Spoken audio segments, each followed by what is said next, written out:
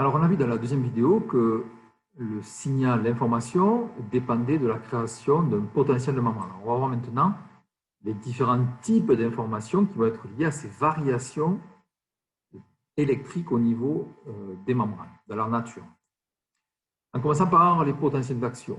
Alors, en fait, ces potentiels d'action, si on prend l'influx nerveux, dans la cellule nerveuse, ce qu'on appelle aussi des spikes, ils vont différer donc des autres potentiels que l'on verra par ailleurs tout à l'heure, car leur amplitude est constante, c'est-à-dire qu'elle ne diminue jamais lorsqu'ils se propagent. Ça, c'est important tout le long d'un neurone, il ne faut pas qu'on perde de l'information. Et on a une amplitude du potentiel d'action qui est de l'ordre d'à peu près 100 millivolts. Par ailleurs, cette amplitude du potentiel d'action est indépendante de l'intensité de l'élément qui a déclenché la création de ce potentiel d'action, ce qu'on appelle l'intensité du potentiel gradué, j'y reviens. Et en fait, au niveau du neurone, on évoque ce qu'on appelle la loi du tout ou rien. C'est-à-dire qu'au niveau d'un neurone, soit en fonction de toutes les informations qu'il reçoit, on atteint un seuil et on crée un signal, soit on n'atteint pas ce seuil et on ne crée pas de signal, pas de potentiel d'action.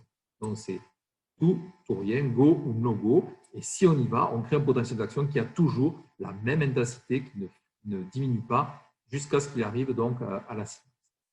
La création de ce potentiel d'action va impliquer deux types de canaux ioniques, les canaux sodiques et les canaux potassiques, plus quelques canaux de flux. Néanmoins, ce processus de signalisation électrique dans le système nerveux peut être beaucoup plus complexe car on a des neurones qui peuvent générer ce qu'on appelle des patterns, des séquences qui sont variées et parfois sans stimulus externe pour atteindre le seuil. On trouve par exemple des pacemakers oscillants qui sont capables de faire des trains de potentiel d'action à intervalles réguliers. On peut trouver des pacemakers rythmiques qui créent des bouffées de potentiel d'action, puis qui vont s'arrêter pendant les phases de repos. Donc ça dépend un petit peu les circuits neuronaux dans lesquels on les va retrouver. Néanmoins, si on essaie de prendre un schéma qui est relativement simple d'un potentiel d'action, on va pouvoir observer le tracé que vous voyez en dessous sur la diapositive qui correspond à classiquement ce qu'on va retrouver sur un motoneurone qui va aller innerver par exemple un muscle. Ce potentiel d'action, on va pouvoir le diviser en trois phases. Tout d'abord, on part du potentiel de repos, moins 70 millivolts, moins 70 millivolts. On va avoir une phase ascendante du potentiel d'action. En fait, elle est due à une augmentation brutale, soudaine, de la perméabilité au sodium. En fait, on va avoir une augmentation d'à peu près 5000 fois la perméabilité au sodium par l'ouverture de canaux sodiques au voltage dépendant. En fait, on se situe donc au niveau du début de l'axone, dans ce qu'on appelle la zone gâchette, le segment initial.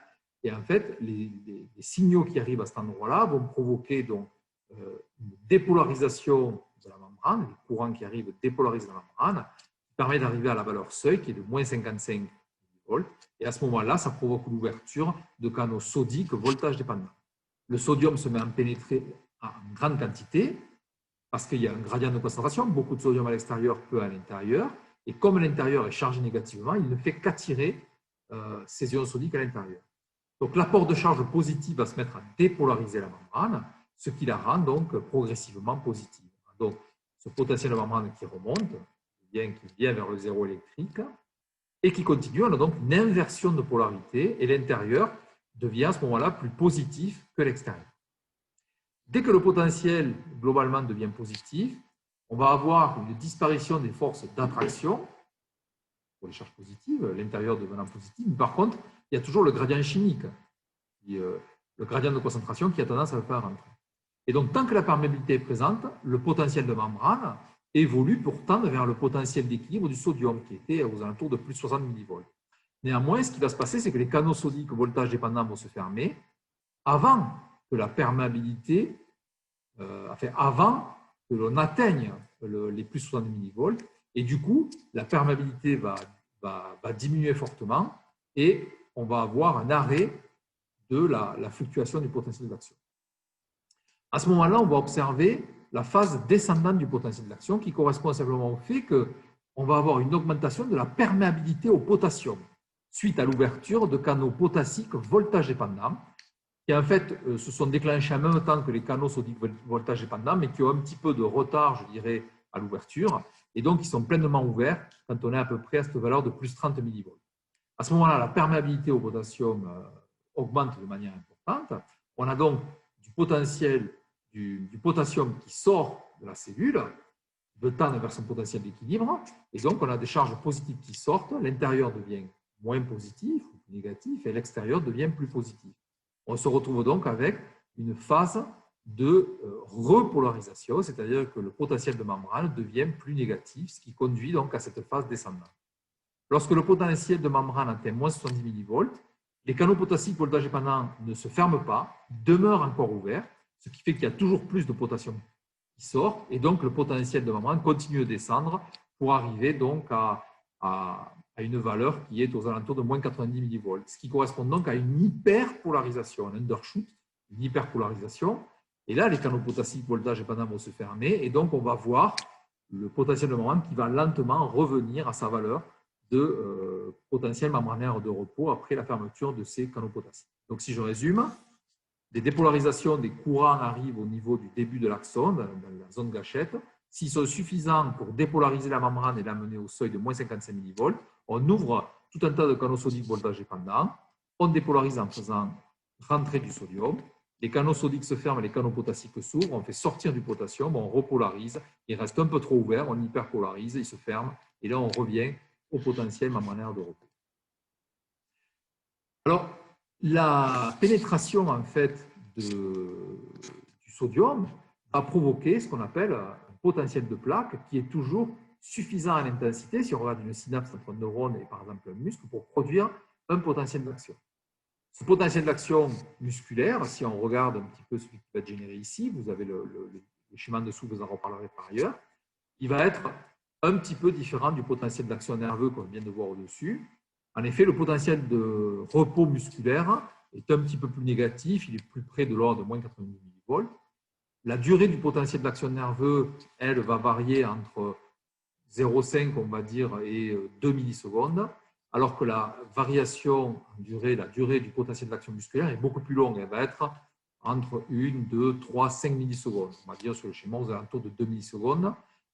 1 à 5 millisecondes, c'est pour les rhabdomyocytes, mais on peut avoir des durées beaucoup plus longues, entre 10, 50, 300 millisecondes pour les cardiomyocytes et les léiomyocytes, les cellules musculaires. Enfin, on va avoir une différence de vitesse de propagation. La vitesse de propagation donc, des potentiels d'action est beaucoup plus rapide dans les fibres nerveuses, notamment myélinisées de grand diamètre, que sur la membrane plasmique, le sarcolème d'un myocyte. On a à peu près un facteur 20, on va dire, si on prend les deux extrêmes. Néanmoins, on retrouve quand même un schéma qui est relativement similaire entre une cellule excitable comme la cellule musculaire et la cellule excitable comme le neurone. Alors, il existe différents signaux électriques en termes d'aspect. On peut les classer en deux types, ce qu'on appelle les potentiels gradués et les potentiels d'action. Les potentiels d'action, on vient de les voir, ce sont des dépolarisations qui sont amples, avec une amplitude constante, c'est-à-dire qu'on n'a pas d'atténuation du signal, ils se propagent à travers le neurone sur de longues distances sans perdre leur amplitude. Ils ont donc un rôle de signalisation rapide sur de longues distances. On va trouver à côté de ça sur les neurones ce qu'on appelle des potentiels gradués. Ces potentiels gradués, ils sont en fait, sont des signaux qui ont des amplitudes variables, qui vont se propager sur de faibles distances et qui vont perdre de l'amplitude au fur et à mesure qu'ils se déplacent. Ils perdent en intensité. Et ils vont donc permettre une communication qui se fera sur de courts trajets. Si un potentiel gradué dans un neurone au niveau du corps cellulaire a suffisamment d'intensité résiduelle quand il atteint le départ de l'axone, c'est-à-dire la zone d'intégration du neurone, le cône d'implantation de l'axone, à ce moment-là, il pourra créer un potentiel d'action. Alors, ces potentiels gradués, on va les retrouver donc, dans le neurone, ils se produisent au niveau des dendrites, au niveau du corps cellulaire, des fois près de la terminaison de l'axone, et ils correspondent donc à un changement de potentiel de membrane que l'on dit gradué, car ils vont varier proportionnellement à l'élément déclencheur qui les a créés. On va retrouver des potentiels, on va avoir des potentiels gradués qui pourront être générés soit par des signaux chimiques, c'est par exemple les ondes neuromédiateurs qui vont moduler la perméabilité de la membrane. On pourra avoir des stimuli mécaniques, c'est par exemple le cas dans les neurones sensoriels, ou on pourra avoir la création d'un potentiel gradué suite à la fermeture d'un canal. Par exemple, si on ferme un canal potassique, à ce moment-là, on dépolarise la membrane. Alors, si on regarde le neurone, si on a un stimulus, là vous avez un corps cellulaire, qui va provoquer l'ouverture de canaux sodiques, ou de canaux sodiques, on va observer une pénétration de sodium dans le corps cellulaire. Conséquence, on va dépolariser la membrane. On va donc créer une onde de dépolarisation à travers le cytoplasme, qui correspond à un flux de courant local, en fait, qui va se disperser à l'intérieur de ce corps cellulaire. C'est le sens des flèches que vous avez là. Vous avez une autre illustration. Vous avez fait rentrer du sodium et vous créez un courant local qui commence à se répartir, mais qui, au fur et à mesure qu'il se déplace, eh bien, s'atténue. Ce signal va donc s'affaiblir, car on a en fait des charges positives au fur et à mesure qu'il se déplace, qui ressortent de la cellule par des canaux de fuite. Donc, petit à petit, il perd de sa puissance. Et le cytoplasme va donc constituer une résistance à la propagation du flux. Ce que vous retrouvez sur ce schéma ici, où je vous fais pénétrer du sodium à cet endroit-là. Vous créez un courant local qui part des deux côtés de la fibre, mais au fur et à mesure qu'on s'éloigne, eh bien, comme on perd des charges positives, eh bien, le signal s'atténue au fur et à mesure qu'il se déplace. Si on prend maintenant un neurone, vous créez votre signal ici, par un stimuli, peu importe lequel, le potentiel gradué que vous générez va se propager. Ce potentiel gradué, s'il a assez d'énergie, il va peut-être arriver jusqu'à la zone gâchette ici, la zone d'implantation de l'axone, ce qu'on appelle le segment initial. Ce segment initial, ça va être la zone d'intégration du neurone. Et à cet endroit-là, on va retrouver un nombre très important de canaux sodiques voltage dépendants. Si cette dépolarisation initiale, ce potentiel gradué que vous avez créé, qu'on voit ici, en se propageant, il s'atténue. Si en arrivant au niveau de la zone gâchette, il a trop perdu et finalement, il n'arrive pas à provoquer une dépolarisation qui arrive au seuil, on ne va rien observer. C'est-à-dire qu'il ne se passera rien. Si par contre, le potentiel initial, comme vous le voyez ici, le potentiel gradué, avait une intensité supérieure au précédent, il va s'atténuer. Mais lorsqu'on va arriver au niveau de la zone gâchette, le résiduel sera plus important. Et ce résiduel, s'il permet de provoquer une dépolarisation localement qui arrive à moins 55 millivolts la valeur seuil, à ce moment-là, cette valeur seuil, on va ouvrir tous les canaux sodiques, toute la population de canaux sodiques présents dans cette zone gâchette.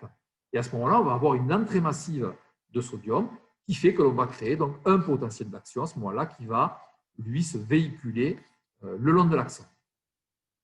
Donc, la dépolarisation potentiel gradué, cette dépolarisation associée sera suffisante pour arriver donc au seuil de déclenchement et on créera un signal. Les potentiels gradués sont considérés dans ce cas-là comme étant excitateurs. Si on a une hyperpolarisation qui est générée par, ici au départ, un potentiel gradué qui hyperpolarise la membrane, et bien à ce moment-là, on va éloigner le potentiel de la membrane de la valeur seuil et on aura dans ce cas-là un potentiel qui sera qualifié d'inhibiteur.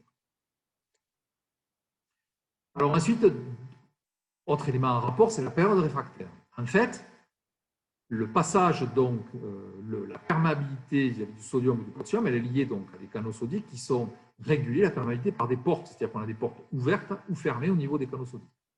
Et donc cette porte, on a plusieurs portes qui expliquent soit ouvertes ou fermées, elles ont un rôle important dans un phénomène qu'on appelle la période réfractaire. En fait, elles correspondent au fait que lorsqu'un potentiel d'action a commencé, il ne peut pas se reproduire un second potentiel d'action avant une période incompressible qui est à peu près de l'ordre de 2 millisecondes, quelle que soit l'amplitude de la stimulation initiale. Cette période, c'est ce qu'on appelle la période réfractaire absolue, qui correspond au temps de retour à l'équilibre des portes qui régulent l'intérieur du canal. Et donc, ça empêche la création d'un second potentiel d'action. Il ne peut pas y avoir, si vous voulez, de chevauchement. Et du coup, il ne peut pas y avoir de retour en arrière. Parce que quand vous venez de la gauche vers la droite, les canaux de gauche sont en train de se remettre en place. Donc, on ne peut pas les restimuler. Donc, on ne pourra stimuler que ceux qui seront à droite. On va ensuite observer une période réfractaire dite relative, pendant laquelle un potentiel d'action gradué, qui serait d'amplitude plus élevée que la normale, va pouvoir amener la cellule au seuil et générer un potentiel d'action qui sera plus faible qu'habituellement. Donc, c'est le seul contre-exemple que l'on a où un potentiel d'action peut être légèrement inférieur à la valeur normale qui, par définition, est toujours la même, constante, simplement parce qu'à ce moment-là, on aura une partie des canaux sodiques, les premiers qui s'étaient ouverts dans la zone gâchette, qui s'étaient déjà remis en place, leur porte, et comme on a un potentiel gradué qui est d'amplitude plus importante, il restimule ces canaux sodiques. Malgré tout, malgré le fait qu'il est en train de lutter contre des canaux potassiques qui sont ouverts avec du potassium qui sort, mais néanmoins, si ça suffit à ramener ces canaux sodiques au seuil, ils peuvent s'ouvrir. À ce moment-là, on a une dépolarisation qui peut apparaître, créer un potentiel d'action qui sera d'amplitude inférieure à ce que l'on observe habituellement. Mais néanmoins, cette période réfractaire, eh c'est ce qui va distinguer les potentiels d'action des potentiels gradués. En effet, si des dendrites reçoivent deux informations en même temps, les potentiels gradués peuvent s'additionner, sauf si ça se produit donc pendant une période réfractaire, auquel cas les canaux sodiques ne peuvent pas permettre ce cumul au niveau du potentiel d'action. Enfin, l'intensité du stimulus. Alors, le problème, c'est qu'on vient de dire qu'un potentiel d'action, il a toujours une intensité, la même, et qui est maximale. Donc, comment peut-on faire varier au niveau d'un potentiel d'action l'information que l'on envoie à une cellule cible, le fait que le stimulus, au départ, avait lui-même une intensité variable? Eh bien, en fait, pour faire varier ça, pour transmettre donc des variations d'intensité des signaux initiaux, on va jouer sur la fréquence des potentiels d'action. Lorsque des potentiels gradués vont atteindre la zone gâchette, il va provoquer en fait une salve de potentiels d'action. Et du coup, la quantité de neuromédiateurs qui seront libérés en partie distale sera proportionnelle au nombre de potentiels d'action qui vont arriver par unité de temps. Donc, si vous avez, comme dans le schéma ici, un stimulus initial qui provoque 4 potentiels d'action, vous aurez un relargage de neuromédiateurs qui sera en rapport. Si vous avez un potentiel gradué qui est d'intensité beaucoup plus importante, bon, on va avoir une salve de potentiel d'action, une fréquence beaucoup plus importante. L'intensité, vous le voyez, sera la même.